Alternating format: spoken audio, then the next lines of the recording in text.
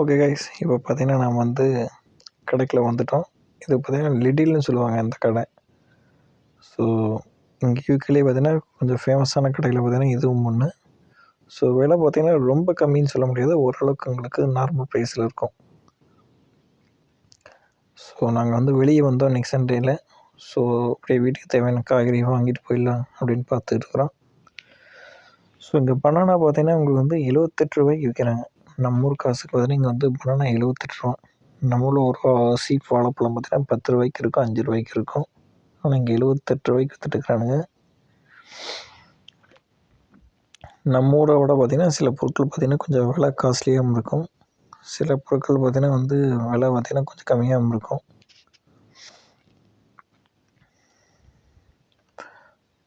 So இந்த கவரெல்லாம் இருக்கும், உங்களுக்கு என்ன பழம் வேணுமோ எடுத்து கொண்டு போய் பேக் பண்ணி பில் போட்டுடலாம். ஸோ இங்கே டொமேட்டோ, அது நம்ம தர்பூசணி, அன்னாச்சி, அப்புறம் ஆப்பிள், இது மாதிரி எல்லா பழங்களுமே இருக்கும். மோஸ்ட்லி எல்லா பழம் இருக்காது, ஓரளவுக்கு ரொம்ப ஃபேமஸான பழங்கள் பார்த்திங்கன்னா கொஞ்சம் இருக்குது இங்கே. ஸோ நெக்ஸ்ட் நம்ம சிக்கன் ஐட்டம் போயிடலாம். சிக்கன் பார்த்தீங்கன்னா நம்ம ஊரில் பார்த்தீங்கன்னா கோழிக்கறி 1 கிலோ பார்த்தீங்கன்னா 200 ரேட் சொல்லுவாங்க. இங்கே பார்த்தீங்கன்னா வந்து கொஞ்சம் அப்படியே கொஞ்சம் வித்தியாசம் வச்சுருப்பாங்க. நம்ம ஊரில் பார்த்தீங்கன்னா ஒரு கோழி கேட்டால் அது வந்து டக்கு டக்குன்னு வெட்டி தலை வேணுமா கால் வேணுமான்னு கேட்டு பிரித்து கொடுப்பாங்க. ஸோ இங்கே எல்லாமே ஆல்ரெடி பிரித்து தான் இருக்கும். தலை தனியாக, கால் தனியாக, ரெக்கை தனியாக வைப்பாங்க. அப்புறம் பார்த்தீங்கன்னா முழு கோழியும் பார்த்தீங்கன்னா வந்து உங்களுக்கு வந்து ரெக்கையில் எடுத்து பேக் பண்ணி வச்சுருப்பாங்க. அந்த சைஸுக்கு ஏற்ற மாதிரி விலை இருக்கும். ரொம்ப பெருசாக இருந்தால் 529 ரூபா, அதை விட சின்னதாக இருந்தால் 429. அதுக்கும் கீழே முழு கோழியாக சின்னதாக இருந்துச்சுன்னு வச்சுங்க, அது பார்த்திங்கன்னா 415 ரூபா. அது மாதிரி ஒவ்வொரு விலையும் மாறும். ஸோ எல்லாம் பண்ணியாச்சு. நெக்ஸ்ட் நம்ம டொமேட்டோ வாங்குகிறோம். டொமேட்டோலையும் பார்த்தீங்கன்னா உங்களுக்கு 1008 இருக்கும். நம்ம ஊரில் ஒரே ஒரு டொமேட்டோ தான் வச்சுருப்பானுங்க. இங்கே பார்த்தீங்கன்னா vine tomato, salad tomato, baby tomato, இது மாதிரி பார்த்தீங்கன்னா எல்லா டொமேட்டோஸும் இருக்கும். உங்களுக்கு எது வேணுமோ அதான் பார்த்தீங்கன்னா பார்த்து நம்ம வாங்கணும். ஸோ நான் பார்த்தீங்கன்னா கொஞ்சம் ஸ்பினாச் எடுத்தாச்சு.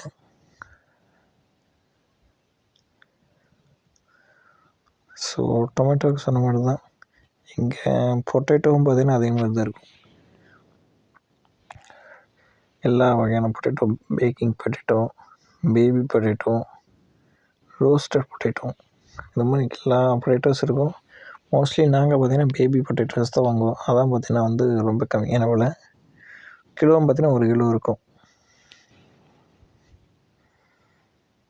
ஸோ ஆனியன் பார்த்திங்கன்னா வந்து நம்ம ஊரில் இருக்கிற பார்த்திங்கன்னா அதே மாதிரி பெரிய வெங்காயம் தான் இருக்கும்.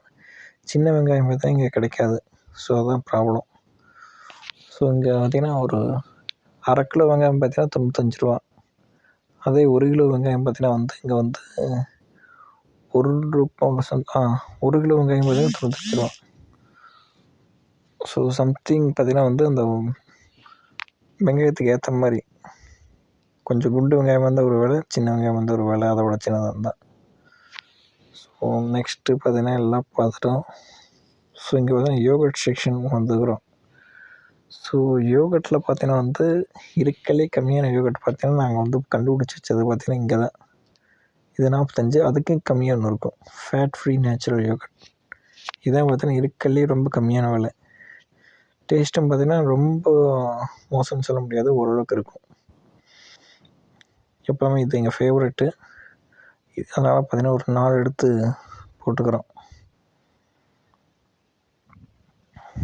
இதில் பார்த்தீங்கன்னா ஹனி, ஜாமு, அந்த செக்ஷன். மோஸ்ட்லி இங்கே இது நான் வாங்க மாட்டோம், சும்மா பேருக்கு பார்த்துக்கலாம்.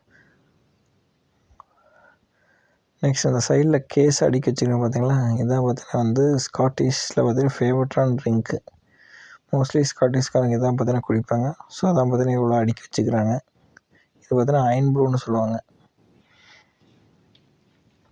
நெக்ஸ்ட்டு முன்னொரு இன்ட்ரெஸ்டிங்கான திங் என்னென்னு பார்த்தீங்கன்னா வந்து நம்ம வெஜிடபிள் லூஸாக வெளியே வச்சு பார்த்துறோம் பார்த்தீங்களா, இங்கே பார்த்தீங்கன்னா வந்து கேனில் போட்டு வச்சுருப்பாங்க.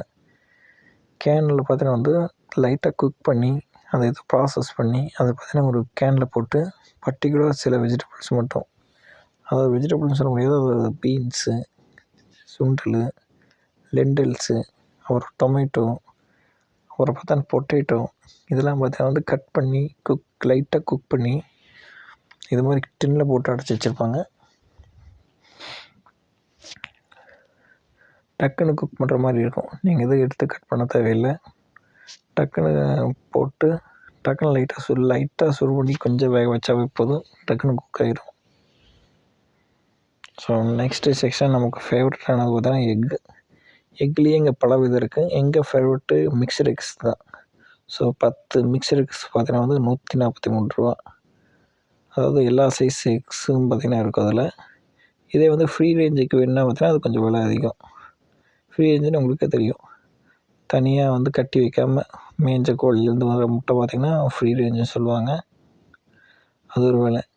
அதே ஆர்கானிக்னால் அது ஒரு விதமான ஃப்ரீ ரேஞ்சில் ஆர்கானிக்னு சொல்லி அது ஒரு விலை ரேட் அதிகமாக வச்சு விற்றுட்ருப்பாங்க. இது பார்த்தீங்கன்னா பேக்கரி செக்ஷன். மோஸ்ட்லி இங்கே பார்த்தீங்கன்னா கடை க்ளோசிங் டைமு. ஸோ அந்தளவுக்கு எந்த ஃபுட்டும் சூடாக இருக்காது. ஸோ நாங்கள் எதுவும் வாங்கலை. ஸோ ஸ்லைட்டாக பார்த்துட்டு மட்டும் வந்துடுவோம்.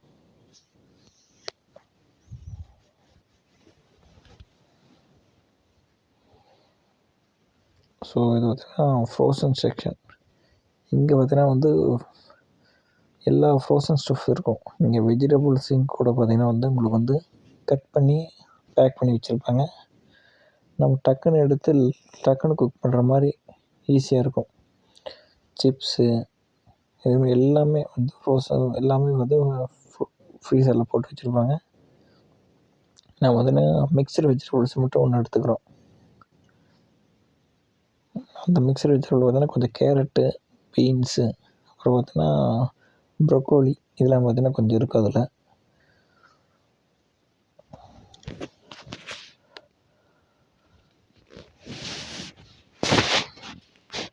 ஸோ எல்லாம் வாங்கியாச்சு. ஸோ நான் பில்லிங் கவுண்டருக்கு போகிறதுக்கு முன்னாடி டாய்லெட் டிஷ்யூ வாங்கிட்டு போயிடலான்ட்டு ஒரு பிளானிங். ஸோ விலை கம்மியான ஒரு டாய்லெட் டிஷ்யூ தானே எடுத்துக்கலாம். ஓகே, ஒரு டிஷ்யூ கிடச்சிருச்சு. பில்லிங் கவுண்டர் போயிடுவோம்.